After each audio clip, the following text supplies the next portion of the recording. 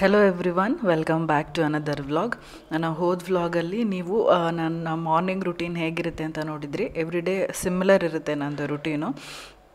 ಇವತ್ತು ಬೆಳಗ್ಗೆ ಬ್ರೇಕ್ಫಾಸ್ಟ್ಗೆ ಏನಾದರೂ ಹೆಲ್ದಿ ಪಲ್ಯ ಮಾಡೋಣ ಅಂತ ನಾನು ಮೆಂತ್ಯ ಸೊಪ್ಪನ್ನ ವಾಶ್ ಮಾಡ್ತಾಯಿದ್ದೀನಿ. 2 ದೊಡ್ಡ ದೊಡ್ಡ ಕಟ್ಟು ತಂದಿದ್ರು. ಇದು ಚಿಕ್ಕದು ಒಂದು 6-8 ಕಟ್ಟಷ್ಟು ದೊಡ್ಡ ಕಟ್ಟು. ಅದನ್ನು ನಾನು ಸ್ವಲ್ಪ ಮಣ್ಣು ಜಾಸ್ತಿ ಇದ್ದಿದ್ದರಿಂದ ಸಪ್ರೇಟ್ ಇಟ್ಟಿದ್ದೆ. ಸೊ ಮಣ್ಣು ಜಾಸ್ತಿ ಇರೋದನ್ನು ನಾನು ಒಂದು 4 ಸಲ ತೊಳಿತಾ ಇದ್ದೀನಿ. ಇನ್ನೊಂದು ಕಟ್ಟಲ್ಲಿ ಅಷ್ಟೊಂದು ಮಣ್ಣು ಇರಲಿಲ್ಲ, ಅದನ್ನು ನಾನು 2 ಟೈಮ್ಸ್ ವಾಶ್ ಮಾಡ್ತಾಯಿದ್ದೀನಿ. ಸ್ವಲ್ಪ ಉಪ್ಪನ್ನು ಹಾಕಿಬಿಟ್ಟು ನಾನೊಂದು 2 ನಿಮಿಷ ಅದರಲ್ಲಿ ಹಾಗೆ ಬಿಟ್ಟಿರ್ತೀನಿ. ಸೊ ಮಣ್ಣು ಮತ್ತು ಏನೇನು ಡಸ್ಟ್ ಪಾರ್ಟಿಕಲ್ಸ್ ಇರುತ್ತೆ ಅದೆಲ್ಲ ಬಾಟಮಲ್ಲಿ ಸೆಟ್ಲ್ ಆಗುತ್ತೆ. ಆಮೇಲೆ ನಾನು ಅದನ್ನು ತೆಗೆದ್ಬಿಟ್ಟು ಇನ್ನೊಂದು ನೀರಲ್ಲಿ ವಾಶ್ ಮಾಡ್ತೀನಿ. ಈ ರೀತಿ ಮಾಡೋದ್ರಿಂದ ಸೊಪ್ಪು ಚೆನ್ನಾಗಿ ಕ್ಲೀನ್ ಆಗುತ್ತೆ. ಬೇಕಂದರೆ ವೆಜ್ಜೀಸ್ ವಾಶ್ ಅಂತೆಲ್ಲ ಲಿಕ್ವಿಡ್ ಬರುತ್ತಲ್ಲ, ಅದನ್ನು ಕೂಡ ಹಾಕಿ ವಾಶ್ ಮಾಡ್ಬೋದು. ಬಟ್ ಈ ಕಲ್ಲುಪ್ಪು ಏನಿದೆಯಲ್ಲ ಅದನ್ನು ಹಾಕಿದ್ರೆ ತುಂಬಾ ಚೆನ್ನಾಗಿ ಕ್ಲೀನ್ ಆಗುತ್ತೆ. ನನಗೆ ಸ್ವಲ್ಪ ಥ್ರೋಟ್ ಇನ್ಫೆಕ್ಷನ್ ಆಗಿ ಗಂಟಲು ನೋವಾಗಿದೆ. ಸೊ ನನ್ನ ವಾಯ್ಸ್ ಚೇಂಜ್ ಆಗಿದೆ, ಅಡ್ಜಸ್ಟ್ ಮಾಡ್ಕೋತೀರಾ ಅಂದ್ಕೊಂಡಿದ್ದೀನಿ. ಈಗ ನಾನು ಎಲ್ಲ ಪಲ್ಯನೂ ವಾಶ್ ಮಾಡಿ, ನೆನ್ನೆ ನಾನು ಹುರುಳಿಕಾಳು ಪಲ್ಯದೇನು ರೆಸಿಪಿ ತೋರಿಸಿದ್ದೆ ನಿಮಗೆ. ಆವಾಗ ನಾನು ಹುರುಳಿಕಾಳನ್ನ ಬೇಯಿಸಿಟ್ಟಿದ್ದ ನೀರನ್ನ ಎತ್ತಿಟ್ಟಿದ್ದೆ. ಅದರದ್ದು ಬಸ್ಸಾರು ಮಾಡೋದನ್ನು ನೆಕ್ಸ್ಟ್ ವ್ಲಾಗಲ್ಲಿ ತೋರಿಸ್ತೀನಿ ಅಂತ ಹೇಳಿದ್ದೆ. ಅದ್ರ ಬಸ್ಸಾರಿಗೆ ನಾನೀಗ ಏನೇನು ಮಸಾಲೆ ಹಾಕಿ ರುಬ್ತೀನಿ ಅಂತ ತೋರಿಸ್ತಿದ್ದೀನಿ. 2 ಲವಂಗ ಮತ್ತು ಒಂದು ಸಣ್ಣ ಪೀಸ್ ಚಕ್ಕೆ, ಮತ್ತು ನೆಕ್ಸ್ಟ್ ನಾನು ಇದಕ್ಕೆ ಒಂದು ಸಣ್ಣ ನಲ್ಲಿಕಾಯಷ್ಟು ದೊಡ್ಡ ಹುಣಸೆ ಹಣ್ಣು ಮತ್ತು ಪೆಪ್ಪರ್ ಕಾಳು ಸ್ವಲ್ಪ, ಒಂದು 1/4 ಚಮಚದಷ್ಟು, 1 ಹಿಡಿ ಬೆಳ್ಳುಳ್ಳಿ ಮತ್ತು ಒಂದು ಅರ್ಧ ಇಂಚಷ್ಟು ಶುಂಠಿ, ಅದನ್ನು ಸಣ್ಣ ಪೀಸಾಗಿ ಕಟ್ ಮಾಡಿ ಹಾಕ್ತಾಯಿದ್ದೀನಿ. ಇದಕ್ಕೆ ನಾನು 1 ಚಮಚ ಅಥವಾ 1.5 ಚಮಚದಷ್ಟು ಖಾರದ ಪುಡಿ ಹಾಕ್ತಾಯಿದ್ದೀನಿ. ಹಾಗೆ 1 ಚಮಚದಷ್ಟು ಧನಿಯಾ ಪುಡಿ ಹಾಕ್ತಾಯಿದ್ದೀನಿ. ಹಾಗೆ ಇದಕ್ಕೆ 1 ಸ್ಪೂನಷ್ಟು ಕಾಳು ಪಲ್ಯ ಏನಿರುತ್ತೆ ಅದನ್ನು ಕೂಡ ಹಾಕ್ತಾಯಿದ್ದೀನಿ. ಕಾಳು ಪಲ್ಯ ಇಲ್ಲ ಅಂದರೆ ಕಾಳು ಕೂಡ ಹಾಕ್ಬೋದು ಡೈರೆಕ್ಟಾಗಿ. ಈಗ ಒಂದು ಹಿಡಿಯಷ್ಟು ಕಾಯಿ ತುರಿನ ಹಾಕ್ಬಿಟ್ಟು ರುಬ್ಬೋದಕ್ಕೂ ಕೂಡ ನಾನು ಹುರುಳಿಕಾಳಿಂದು ಕಟ್ಟು ಏನು ತೆಗ್ದಿಟ್ಟಿದ್ದೆ ನಾನು ರಸ, ಅದನ್ನೇ ಹಾಕಿ ರುಬ್ತಾಯಿದ್ದೀನಿ. ಇದಕ್ಕೆ ಒಂದು ಹನಿ ಕೂಡ ನೀರು ಆ್ಯಡ್ ಮಾಡ್ದಲ್ಲೇ ಮಾಡೋ ಅಂಥದ್ದು ಸಾರು. ಈಗ ಮಸಾಲೆ ನಾನು ನೈಸಾಗಿ ರುಬ್ಕೊಂಡು ರೆಡಿ ಮಾಡಿ ಇಟ್ಕೊಂಡಿದ್ದೀನಿ.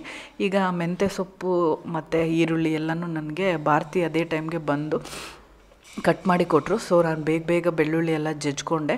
ಈಗ ಒಣಮೆಣ್ಸಿನ್ಕಾಯಿ ಕೂಡ ಹಾಕ್ಬೋದು ಇದಕ್ಕೆ. ನಾನು ಹಸಿಮೆಣ್ಸಿನ್ಕಾಯಿ ಹಾಕ್ತಾಯಿದ್ದೀನಿ. ತುಂಬ ಜಾಸ್ತಿ ಇತ್ತು ಮನೇಲಿ ಹಸಿಮೆಣ್ಸಿನ್ಕಾಯಿ, ಸೊ ಖಾಲಿ ಮಾಡೋದಕ್ಕೆ ಅಂತ.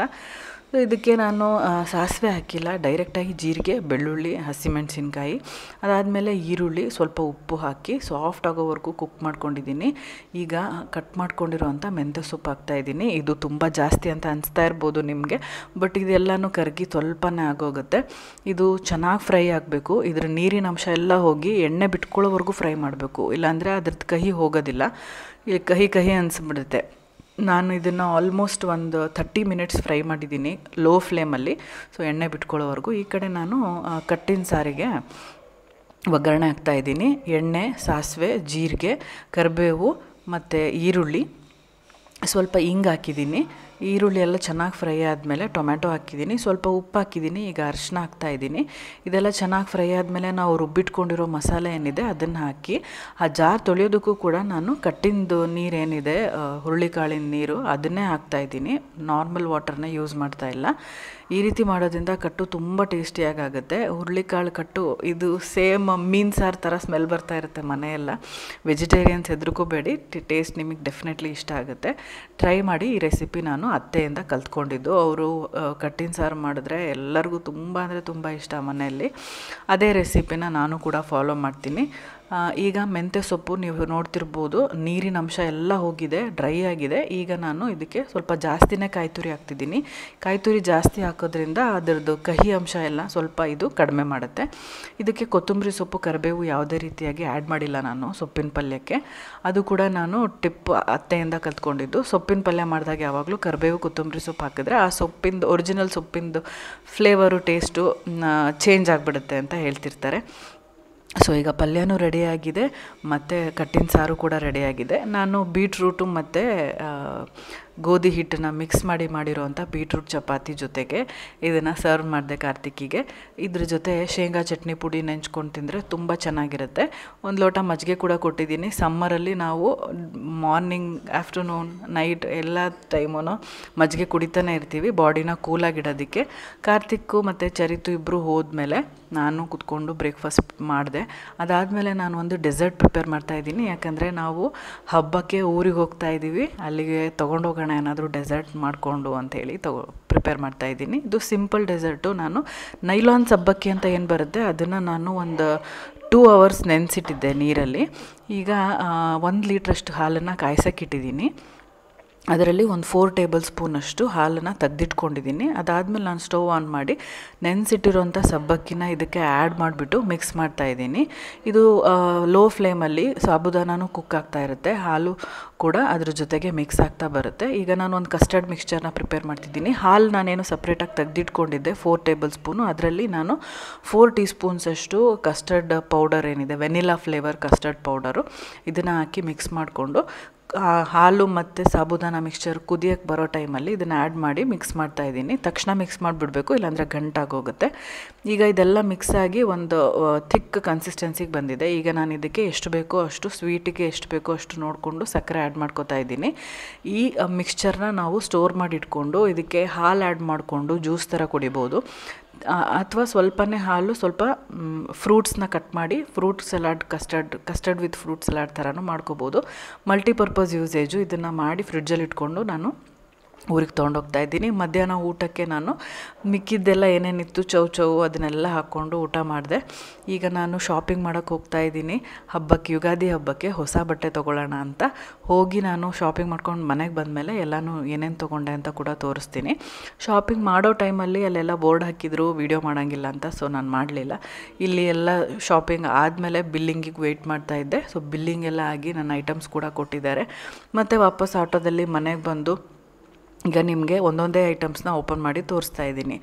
ನಾನು 3 ಜೊತೆ ಡ್ರೆಸ್ಸಸ್ನ ತೊಗೊಂಡಿದ್ದೀನಿ. ಯಾವ್ಯಾವ ಡ್ರೆಸ್ಸು ಯಾರ್ಯಾರಿಗೆ ಅಂತ ನೀವು ಗೆಸ್ ಮಾಡೋಕ್ಕಾಗುತ್ತಾ ನೋಡೋಣ, ಕಮೆಂಟ್ ಸೆಕ್ಷನಲ್ಲಿ ಗೆಸ್ ಮಾಡಿ ಹೇಳಿ. ಫಸ್ಟಿಗೆ ಈಗ ನಾನು ತೋರಿಸ್ತಿರೋದು ಒಂದು ಟೀ ಶರ್ಟ್, ಅದಕ್ಕೆ ಟೈ ಅಟ್ಯಾಚ್ ಆಗಿದೆ. ಇದಕ್ಕೊಂದು ಶಾರ್ಟ್ಸ್ ಕೂಡ ಕೊಟ್ಟಿದ್ದಾರೆ. ಇದ್ರ ಕಲರು ತುಂಬ ಪ್ಲೆಸೆಂಟ್ ಅನಿಸ್ತು ನನಗೆ.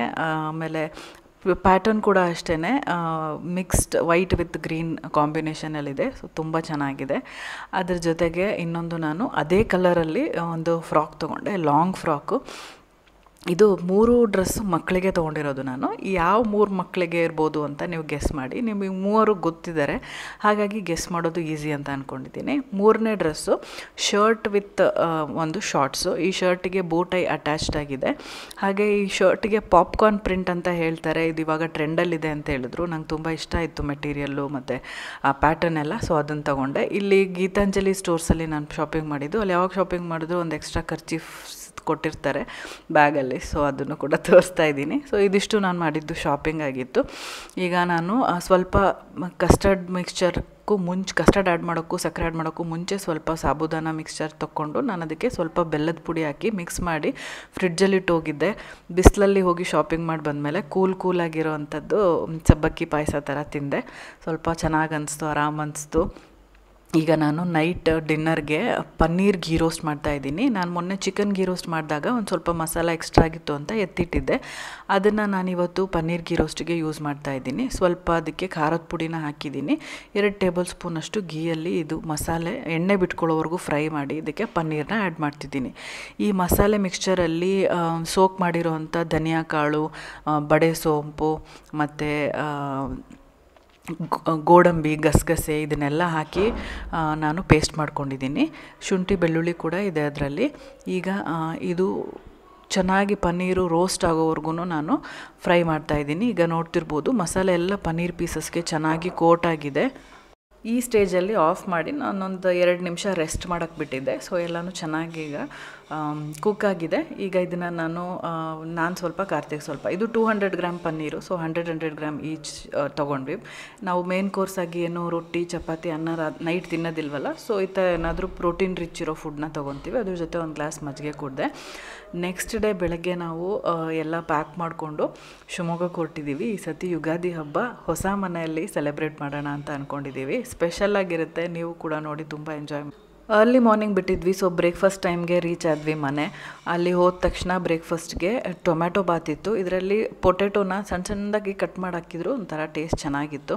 ಅದಾದಮೇಲೆ ಅತ್ತೆ ಕೈಯಿಂದ ಬಿಸಿ ಬಿಸಿ ಕಾಫಿ ಕುಡಿದ್ವಿ. ಅತ್ತೆ ಕೈ ಕಾಫಿ ಕುಡ್ದು ಎಷ್ಟು ದಿನ ಆಗಿತ್ತು, ತುಂಬ ಮಿಸ್ ಮಾಡ್ಕೋತಾ ಇದ್ವಿ. ಕುಡಿದು ತುಂಬ ಚೆನ್ನಾಗಿ ಅನಿಸ್ತು.